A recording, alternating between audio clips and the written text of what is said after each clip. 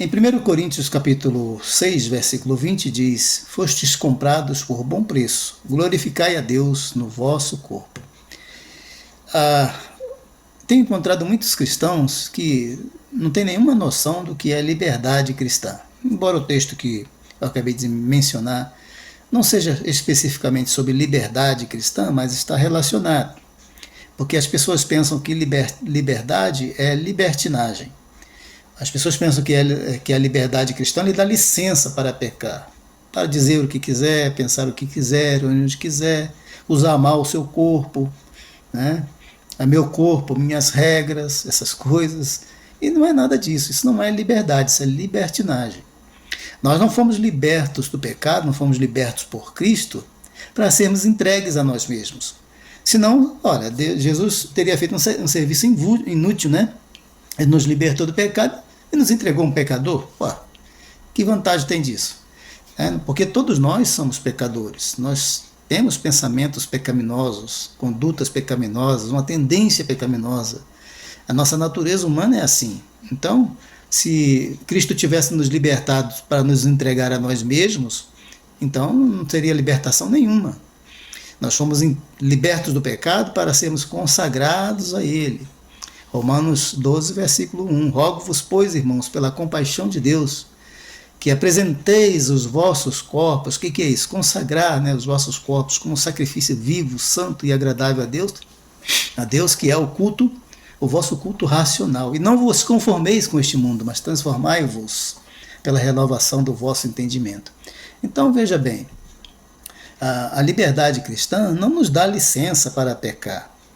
Nós temos uma situação circunstancial que João menciona na sua primeira epístola, no capítulo 2, que ele diz: filhinhos, essas coisas eu vos escrevi sobre o pecar e o perdão, né?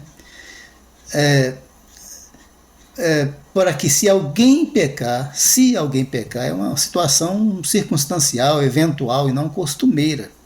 Nós não fomos libertos do pecado e agora não temos licença para pecar. Nós temos licença agora, nós temos livre acesso para servir a Deus. Se estamos em Cristo, né, nós temos que andar igual Cristo andou, em santidade, pureza de vida.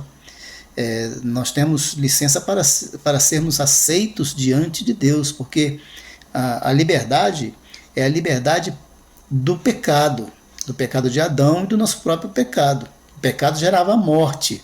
O pecado nos escravizava debaixo da justiça de Deus, porque a justiça de Deus condena o pecado e o pecador que está nessa situação.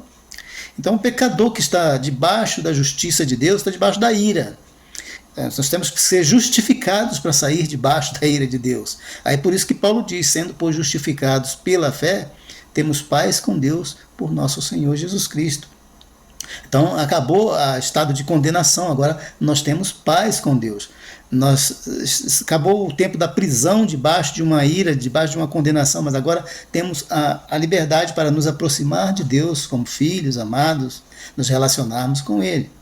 Isso é liberdade cristã. Não é a liberdade para sair por aí fazendo o que quiser. Por isso que Paulo diz lá em Romanos, né, eu acho que é Romanos 6 mesmo, que diz, porque a graça superabundou, onde o pecado abundou, superabundou a graça, viveremos no pecado para que a graça abunde? De maneira nenhuma. Isso quer dizer, para o inferno com essa ideia. De maneira nenhuma. Agora nós devemos ser consagrados a Cristo. No mesmo capítulo 6 ele diz: se antes se apresentavam os vossos membros para a injustiça, para pecar, para fazer o que era errado, agora apresente os vossos membros para servir a Cristo, instrumentos de justiça. Isso é liberdade cristã. Então eu não tenho direito sobre o meu corpo. Eu entreguei a minha vida a Jesus, a quem ela pertence? Pertence a Jesus. Se você entregou a sua vida a Jesus, ela pertence a Jesus. Se você reconheceu Jesus, teve fé em Jesus, foi chamado por Ele, você agora pertence a Ele. Você foi comprado por Ele, você é propriedade dEle. Você não tem direito de fazer o que quiser, nem de pensar o que quiser, né? Nem de pensar. Então agora nós somos propriedade de Cristo. Você tem que entender isso. A liberdade cristã não é, porque eu tenho visto aí cristãos que xingam mais do que um incrédulo, cristãos que saem por aí falando bobagem, fazendo bobagem e acham que tudo vai estar perdoado. Não é assim não, filho. Por isso que a Bíblia diz constantemente, né, não vos enganeis.